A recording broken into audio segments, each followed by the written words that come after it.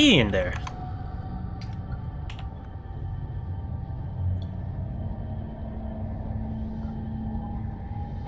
Ah.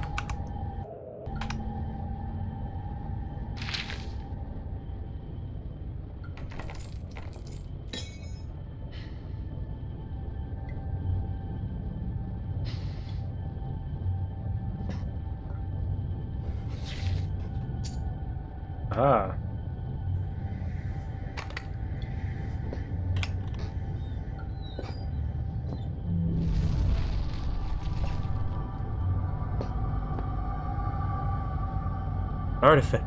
Artificial habitat. Things look long dead. I think I know how they felt, being able to get out. Oh, one of them got out alright. The debris, I'd say something huge broke into the room not too long ago. Blood and slime everywhere.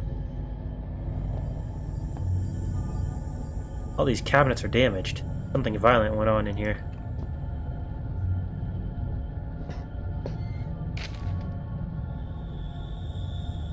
Professor, these are the biomedical journals of Dr. J. Peters, MSc, PhD, completed between the dates of 30th of March 1969, 1st of January 1972. At the Northwestern Research Station within the Northwestern Iron Mine, permission of Delta Mining Corp. Replication of selected extracts left at the disposal of mine foreman. Subject to study, that's the Grey Walker. Aim to investigate the abnormal presence of the Cadus in the Greenland rock. Method, collection of samples. If indeed they can be identified correctly, standard series of testing, observation, and dissection. Personal notes. Upon arrival at the mining facility, I was immediately stunned by the sheer volume of fauna that finds a way of life down here. Despite the conditions. In general, one would assume that species whose natural habitat is past a certain depth find the intrusion of human activity too great a threat to remain in place. However, almost the exact opposite seems to be the case in this instance. It is curious that certain areas of the mine appear to be entirely without life of any kind, yet other deeper areas are teeming, and, were the situation permitting, I would embrace the opportunity to commit further time to the study of these organisms.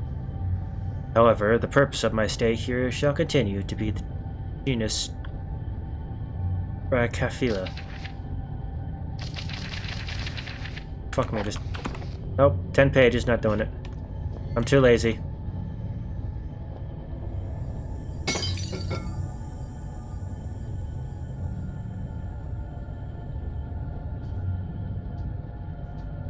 Like a little fetus or something.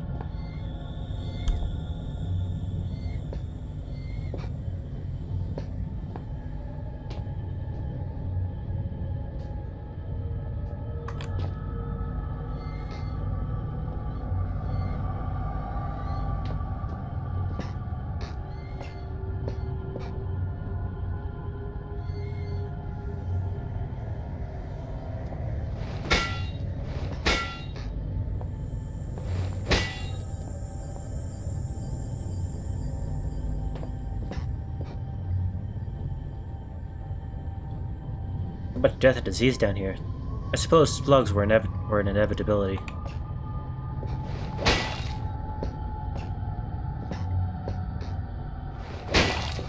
I gotta get rid of them. God, they really explode.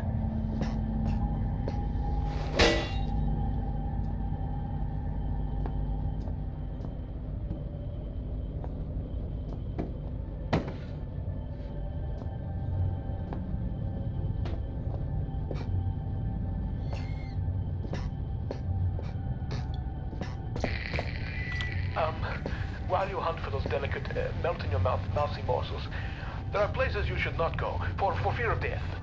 The Reaper lives here, just like you and I. And just like you and I, he must ingest the living flesh of those less fortunate than him. There is a small place that I do not want you to visit, even on your holidays, because it is dark and evil place that I've been. When the darkness has overwhelmed my small decaying mind, Some bad things flowed from my mind and through my pen. The brilliant blue ink itself seemed to turn to blood into my grace. And by the way, should you turn package, red is at its finest sautéed with a little engine oil. Ew.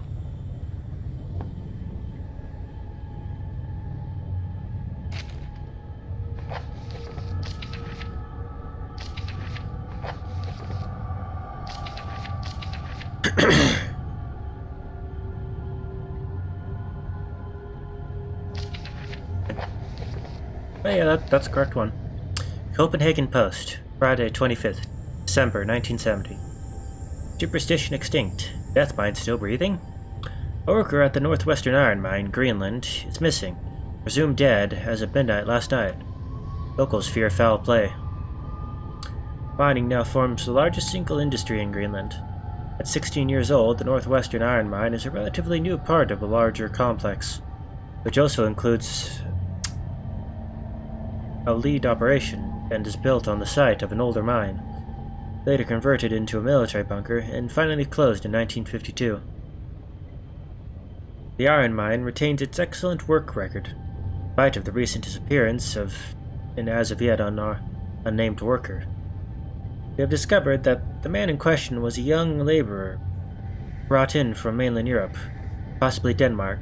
Authorities on both sides of the trade are currently attempting to contact any family he may have left behind. The man disappeared 10 days ago. The mine foreman has now exercised his power to declare him presumed dead. This decision, we are told, was not taken lightly. A full search of the mining operation was commissioned to no avail. Without the appropriate equipment or transport, the man could not have survived on the surface. Though superstition in Greenland has seen a decrease in popularity over the past year, some local inhabitants still claim that the land itself is cursed.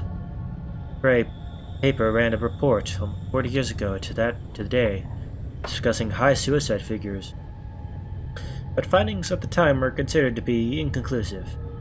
Lars Jensen continues.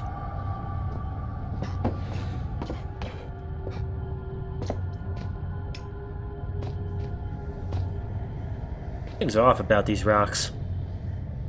Different.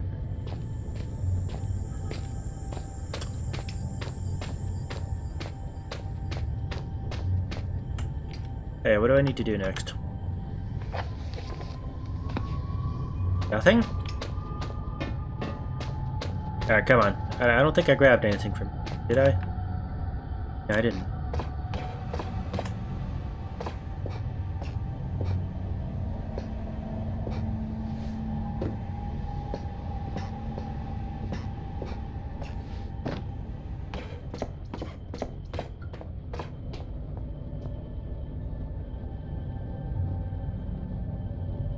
Only one green-blooded, land-dwelling creature big enough to lose this much blood. But I don't see many skink lizards hanging about. Never heard of a skink lizard.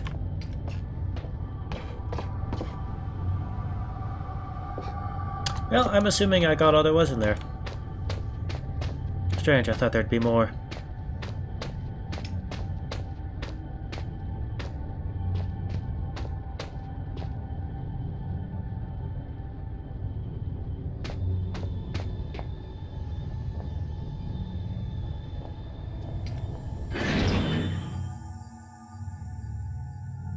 Take me out too.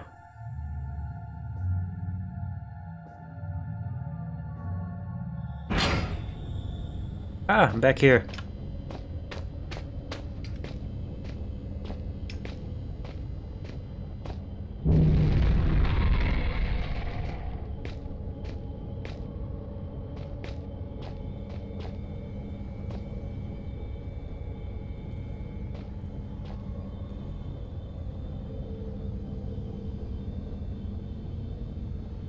Into shaft 13.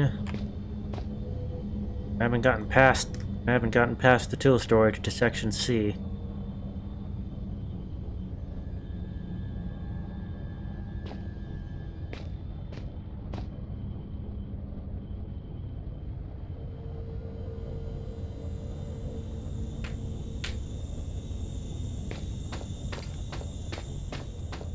Surely there's a key in there somewhere, right?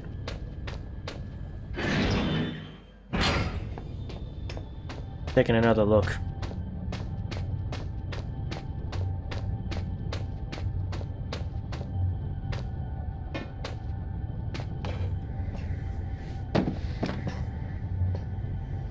Calculated.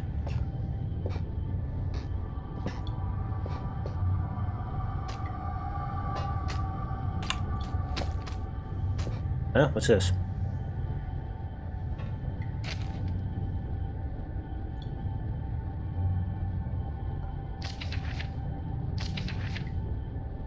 Inhabitants of a small village in the relatively desolate northwest have been witnessing uncharacteristically large volumes of seaborne traffic over the past 6 months. Northwest Greenland is virtually uninhabited by modern standards, containing just 0.1 persons per square kilometer, 1/3 of the national average. Sea trade has dropped off dramatically since the closure of the Northwestern Lead and Iron Mine, March 1972. The mine itself ceased operation due to massive structural failure, following an apparently accidental detonation of standard mining explosives.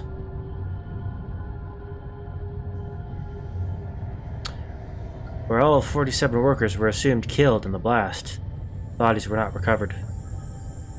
Now, locals are complaining of noise pollution caused by a high and steady volume of ships sailing close to shore. Fortunately, in order for any form of official inquiry to be undertaken, the registration codes of the ships in question must be recorded, and since villages claim the ships only travel under cover of darkness, this may mark a difficulty for their ongoing quest for justice. Interesting.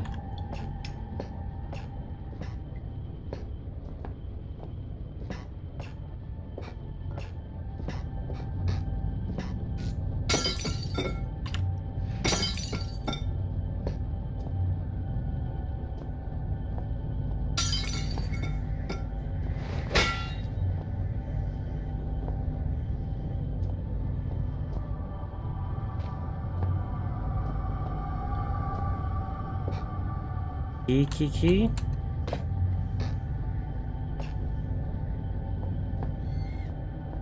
Alright, I'm leaving. Wait a minute.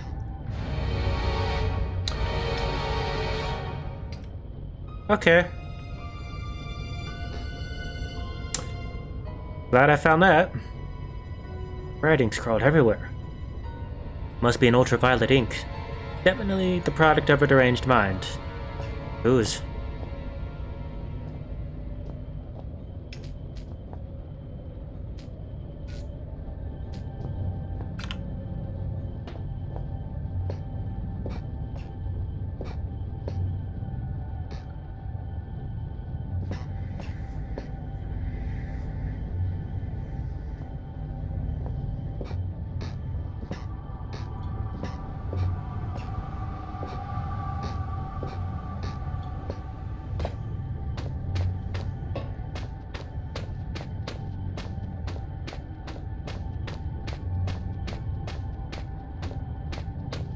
Alright, see now I'm leaving. I found everything that was to find here.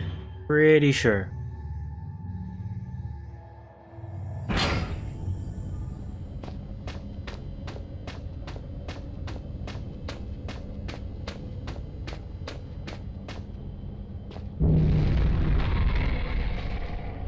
Ooh. Shaft 13. Yeah, Shaft 13 in Section C. Yeah, that's not opening it.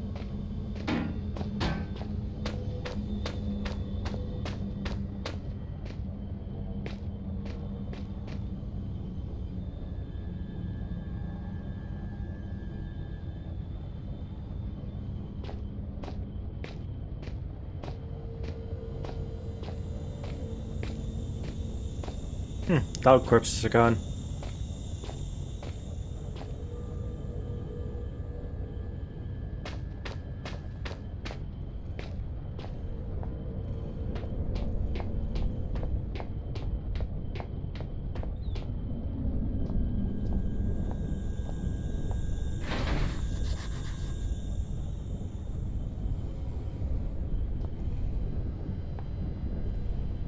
See, now I gotta note to find the code.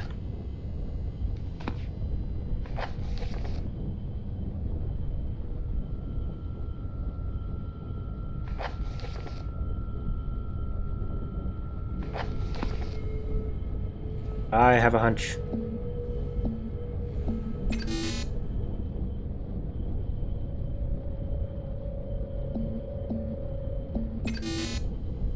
Nope.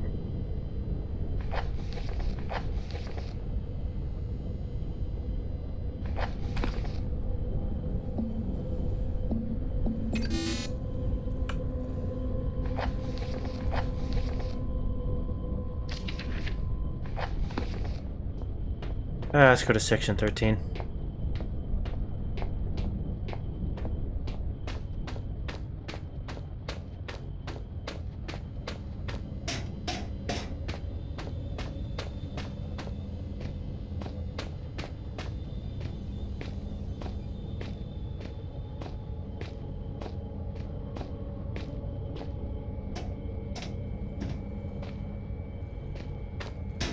Or, not section 13, shaft 13. Wasn't this closed before? Oh, no, that's right.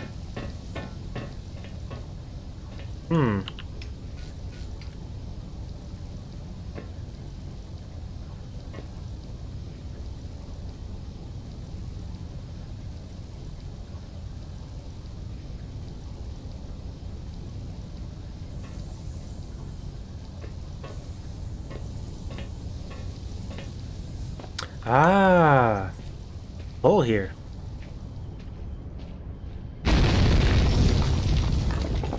Alright, I'm guessing more spiders.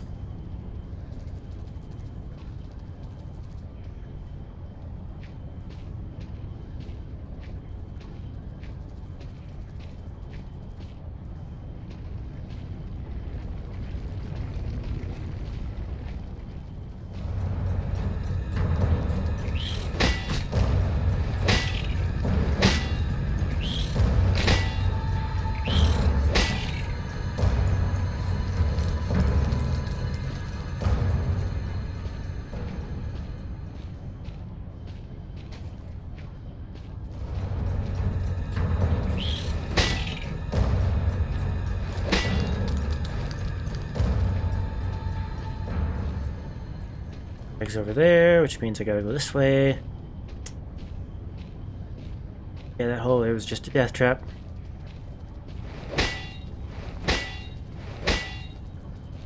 Not going that way. Ew. What's that sound? Ugh.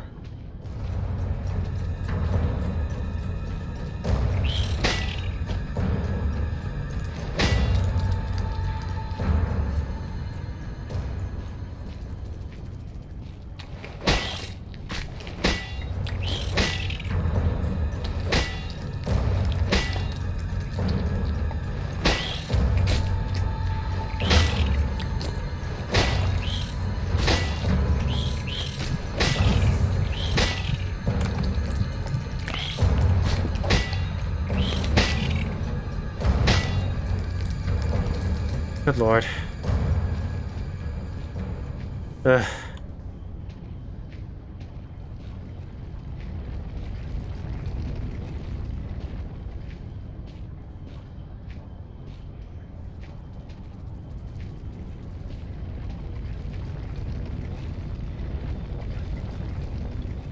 Okay.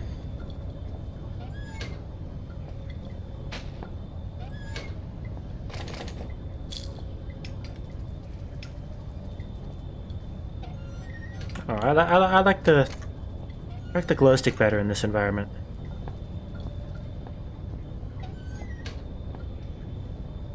Loads of lockers.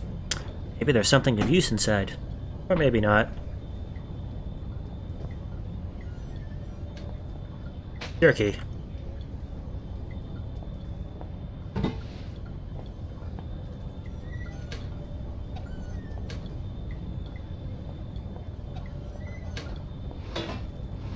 Hard hat.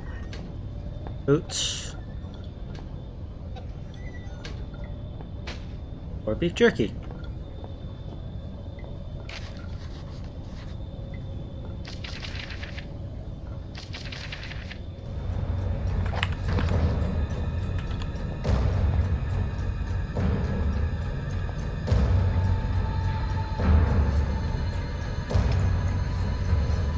Huh? Huh? The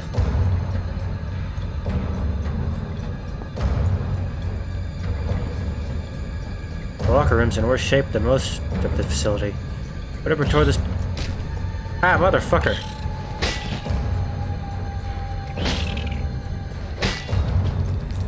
Motherfucker! Ugh. Where'd he come from? Unless my friends lie somewhere near you now. A friend in need is a friend indeed. But a friend that's dead is a more conversationalist.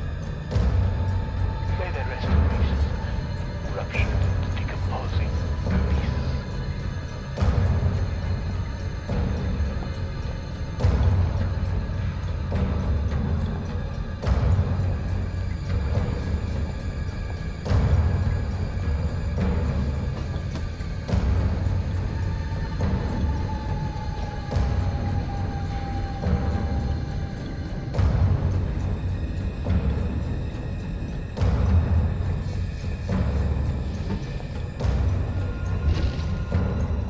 Here we go. You can't hurt me anymore.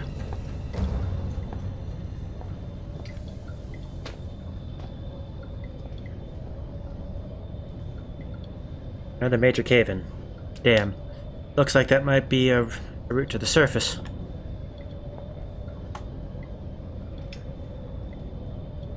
No, there's just rock over there.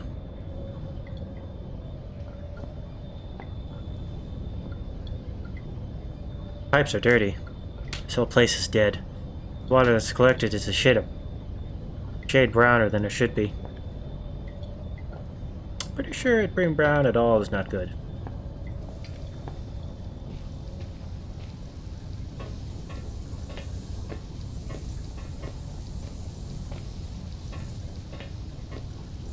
Is there anything in there for me? I didn't find anything again. Oh, you know what? I didn't read that note.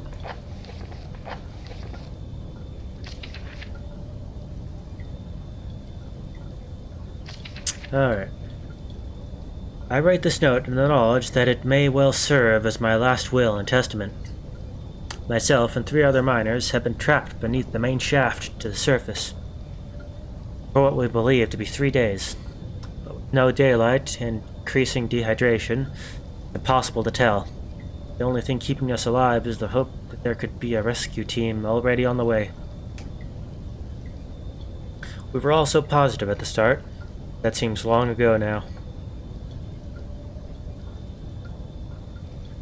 Renton was the first to crack.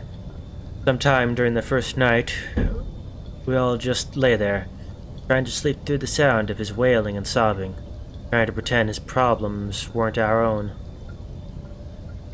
That he was weak for having given up so soon. Fact was, he was dealing with the situation pretty realistically. Our chance of survival gets smaller every hour. Since then, he hasn't said much, but the despair that gripped him seems to have spread through the rest of us like a cancer. Such fools to ignore the foreman. And he paid for that with his life. When he started putting security code locks on all the doors, we thought he was crazy. There's only us down here, after all. Why should we need codes to access places we're all allowed to go? Gave us all code sheets, made us swear to keep them safe. Huh. Mine hasn't left my locker more than once. It's still there. Doesn't get much safer than that. Yeah.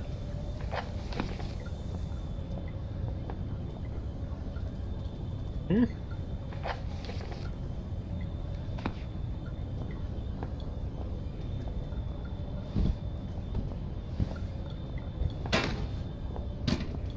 Aha!